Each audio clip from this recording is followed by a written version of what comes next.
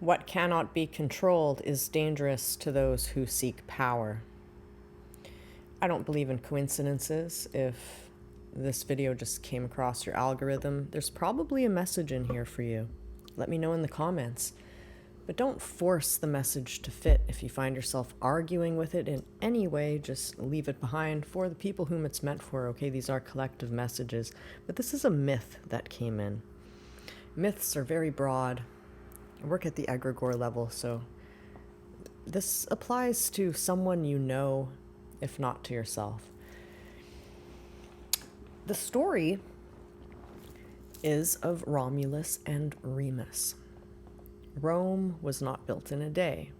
Maybe you're Italian. Maybe you have some Italian blood.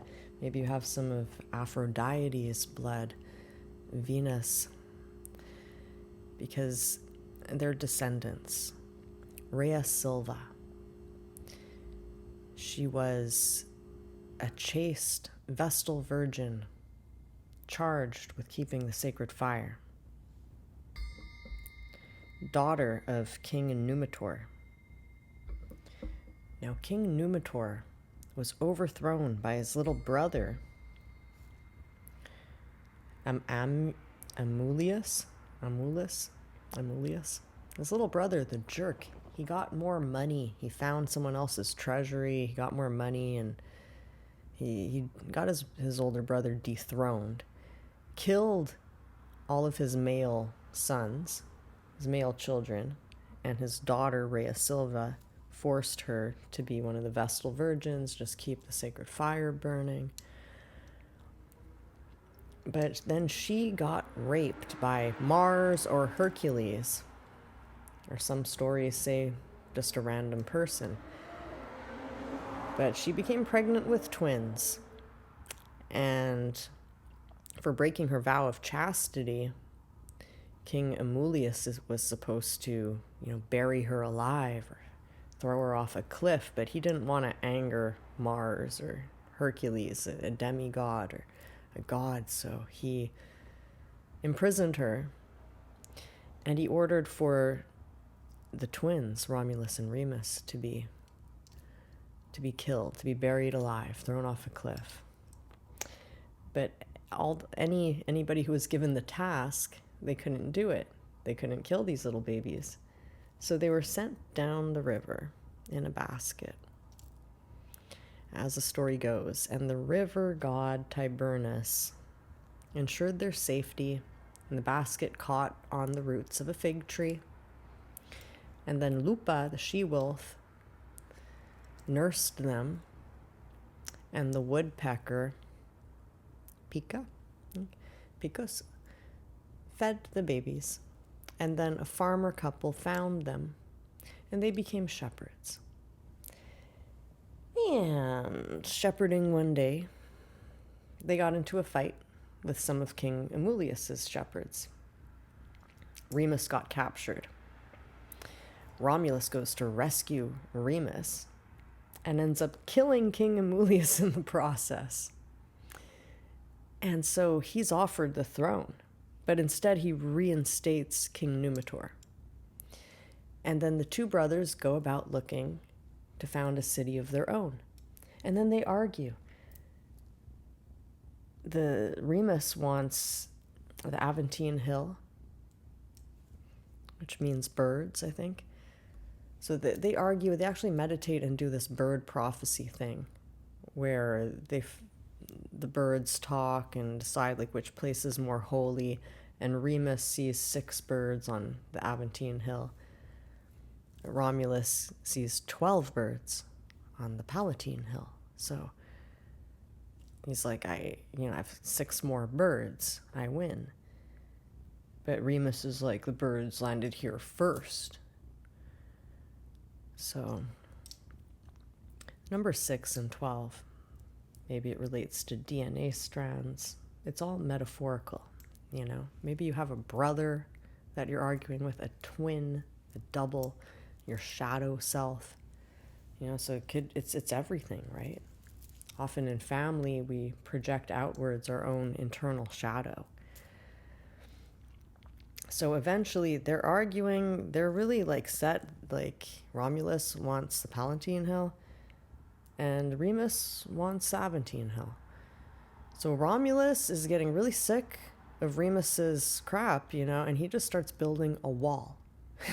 He's like, I'm taking this hill and like I don't even want you in it, man. I'm just like building a wall. And Remus starts belittling, saying your wall is stupid, your hill is stupid. He's just like throwing caca. He's throwing more caca, even though like he's building a wall. He just keeps throwing caca at it, and Romulus keeps building the wall until Remus dies. And there's debate over how he dies. Some people say Romulus killed him. Other people say no, he just died. And like his Romulus gave him full funerary rites. It was his twin.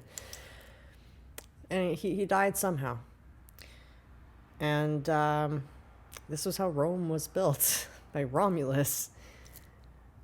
This the wolf medicine has been coming in, and a serious warning to someone, especially if you've put your clothing on backwards. You need to cool down your sexual activities, or your reputation is at risk. Clear warning for someone. I've been celibate for 5 years, so I don't need to cool down my sexual activities, but someone does. Someone who I've been picking up on. And there is a very strong lustful energy trying to get in. Someone, and this could be one of Queen Jezebel's little spirits. Hopefully you've already blocked Queen Jezebel herself. Chipyotsa te nete tsai ki pu tu tu tu tu tu chona ki ante ototsa chotara. There's something fizzling and bubbling out. Yeah, we see you. So clear the.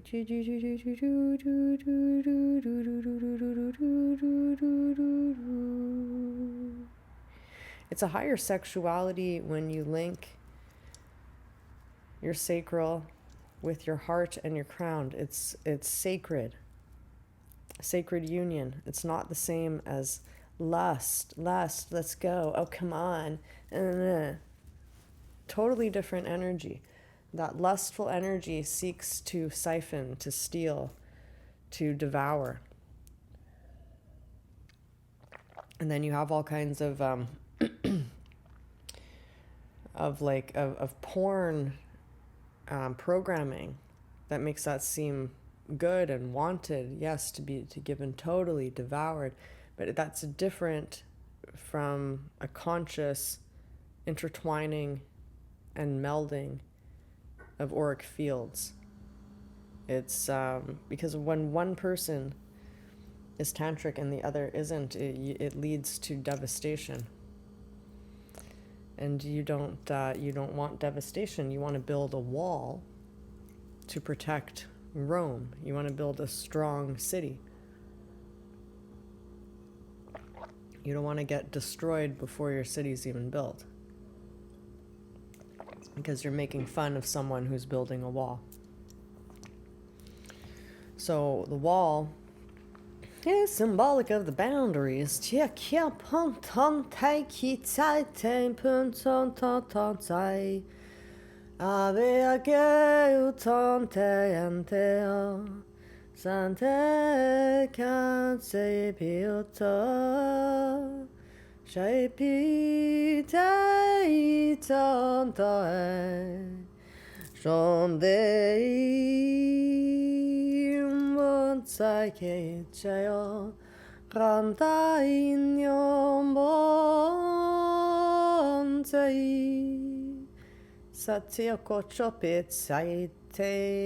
is light language speaking to your stem cells to remember to reawaken, to rejuvenate, to remember your soul. You are having a human experience. You are a spiritual being in a human bodysuit. Please follow on YouTube if you like what I do. Shun.